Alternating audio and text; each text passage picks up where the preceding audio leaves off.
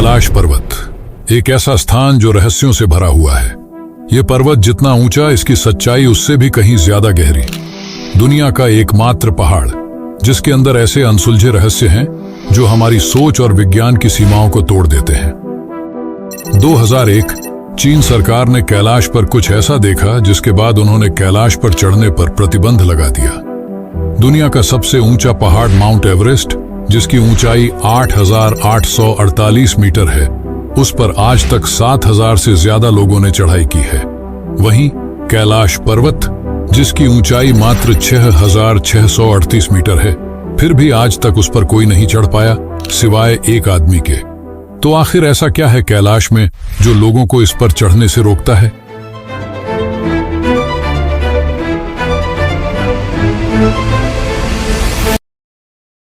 और क्यों कैलाश पर जाते ही सारे कंपास, राडार और नेविगेशन सिस्टम काम करना बंद कर देते हैं?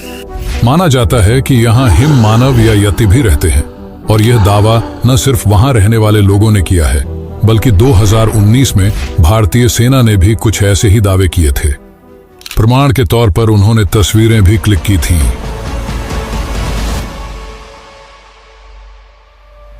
कैलाश में समय की गति असामान्य रूप से बदल जाती है। इस पर्वत पर चढ़ने वालों ने बताया है कि उनके नाखून और बाल सामान्य रूप से कहीं ज्यादा तेजी से बढ़ते हैं और उनका चेहरा भी बूढ़ों की तरह लगने लगता है, मानो 2 दिनों में 2 साल का सफर तय कर लिया हो। आज तक बहुत से लोगों ने कैलाश पर चढ़ने की कोशिश की, लेकिन कोई भी उसकी चोटी तक नहीं पहुंच पाया, और जिसने पहुंचने की कोशिश की वह मारा गया। इन सब के बाद चीन ने हेलीकॉप्टर की मदद से उसकी चोटी पर पहुंचने की कोशिश की, लेकिन तो आइए जानते हैं कैलाश पर्वत के उन रहस्यों को जिनके बारे में आपने कभी सोचा तक नहीं होगा। तो कृपया इस वीडियो को अंत तक देखें, क्योंकि जो आप देखने जा रहे हैं वह आपकी सोच से भी परे है।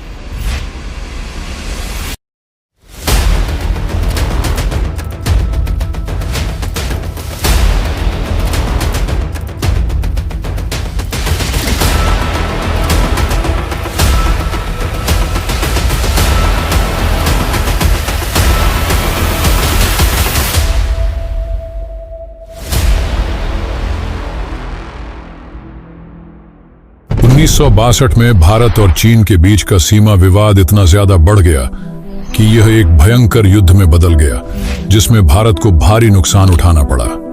और इस युद्ध के परिणाम स्वरूप चीन ने भारत की लगभग 72,000 वर्ग मील भूमि पर कब्जा कर लिया।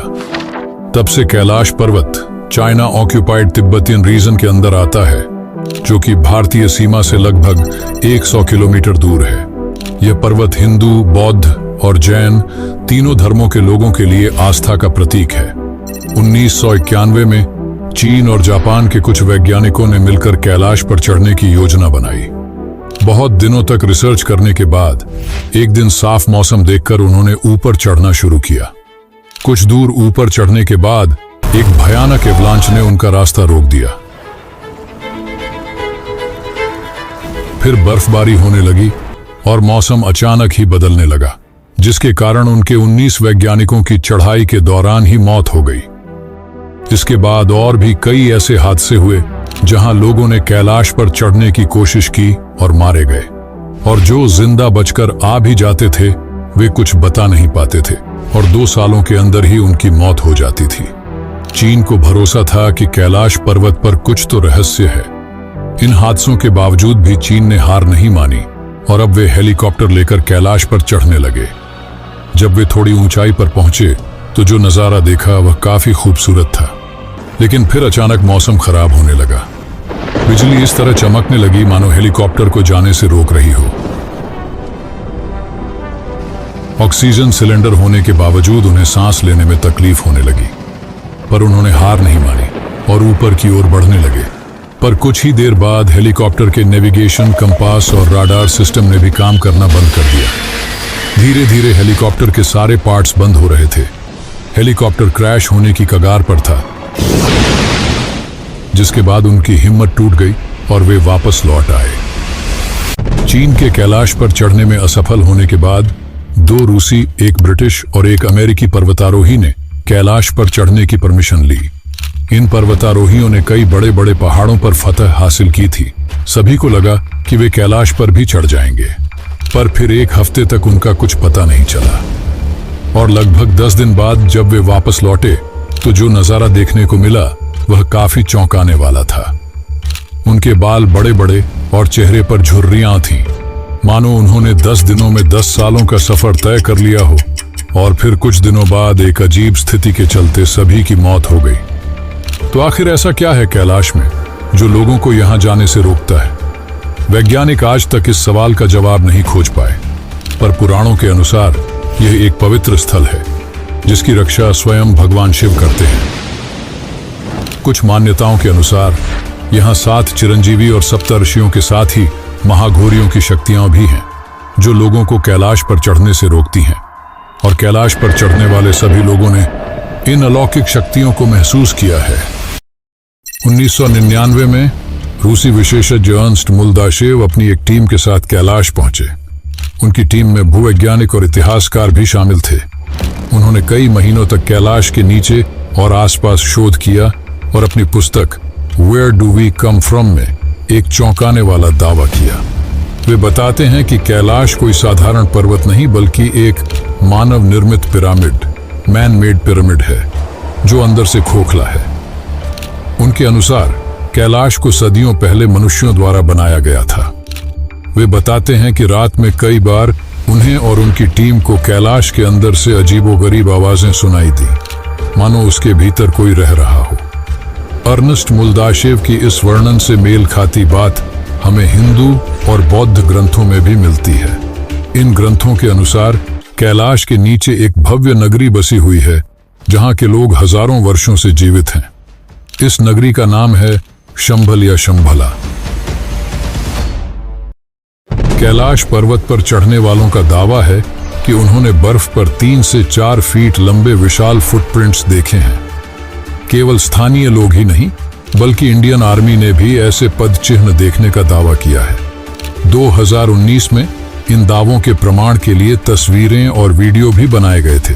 ये पद चिन्ह किसी और के नहीं बल्कि यति के माने जाते हैं, जिसे हिम मानव भी कहा जाता है। देखने वालों के अनुसार यति आधा भालू और आधा बंदर जैसा दिखता है और इसकी ऊंचाई 12 से 14 फीट होती है। यहाँ के स्थानीय लोगों ने भी इसे कई बार देखने का उल्लेख किया है और इसे देखना अशुभ माना जाता है।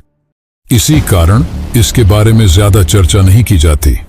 यति के अलावा कैलाश की ऊंचाइयों में अघोरियों या महाअघोरियों के देखे जाने की बात भी कही जाती है। इसके कुछ प्रमाण भी हमें प्राप्त होते हैं। लेखक मयूर कालबाग अपनी किताब अघोरी दी अनटोल्ड स्टोरी में बताते हैं कि अघोरी साधक 150 से 200 वर्षों तक जीवित रह सकते हैं। माना जाता है कि यहाँ महाअघोरी भी रहते हैं जिनकी आयु 4000 से 5000 वर्ष तक हो सकती है। ये अघोरी यहाँ रहकर हजारों वर्षों तक साधना करते हैं। माना जाता है कि कैलाश धरती का केंद्र है, जिसे सेंटर ऑफ द अर्थ या एक्सिस मुंडी भी कहा जाता है। यहाँ चुंबकीय बल यानी कि मैग्नेटिक फोर्स इतना अधिक है कि इस पर्वत के पास जाते ही सभी कंपास, रडार और नेविगेशन सिस्टम काम करना बंद कर देते हैं। कैलाश में एक और अजीब बात यह है कि यहाँ कई बार ओम और डमरू की ध्वनि सुनाई देती है। इसके तर्क में वैज्ञानिकों का कहना है कि बर्फ के गिरने और हवाओं के टकराने से ये आवाजें उत्पन्न होती हैं।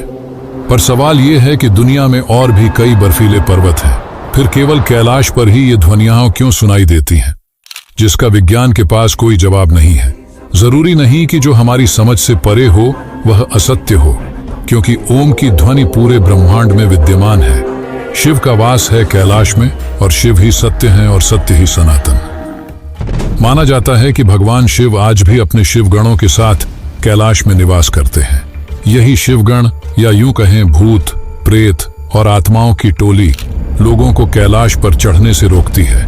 यहाँ तक कि कैलाश में कई दिव्य अस्त्र छिपे हुए हैं, पर उन्हें जानने से पहले हमें मानसरोवर और राक्षस ताल को समझना होगा।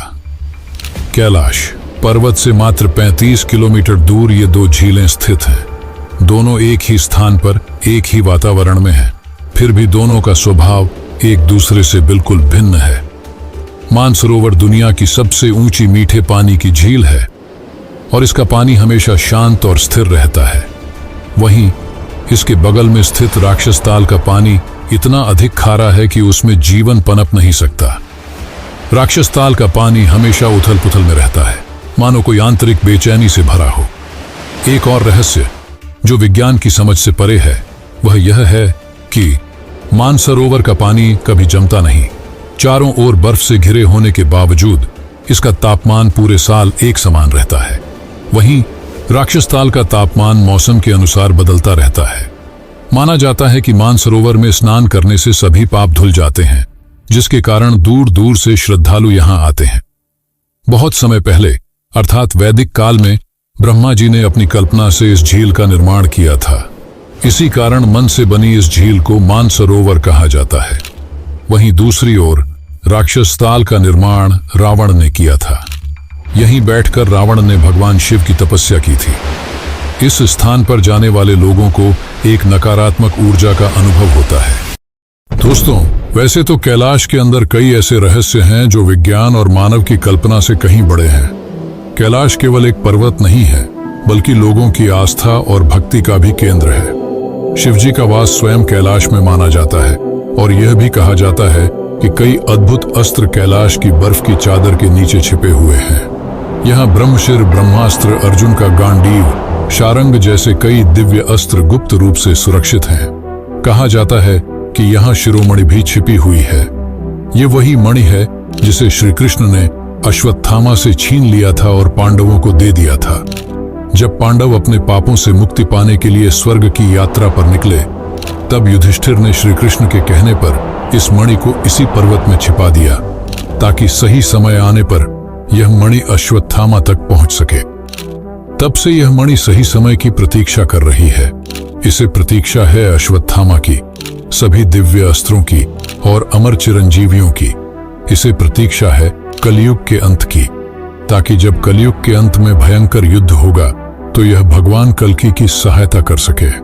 तो दोस्तों, इस वीडियो में बस इतना ही। अगर आपको इस वीडियो से कुछ नया सीखने को मिला हो तो इसे जरूर शेयर करें और ऐसे ही और रोचक वीडियो देखने के लिए चैनल को सब्सक्राइब करें। धन्यवाद।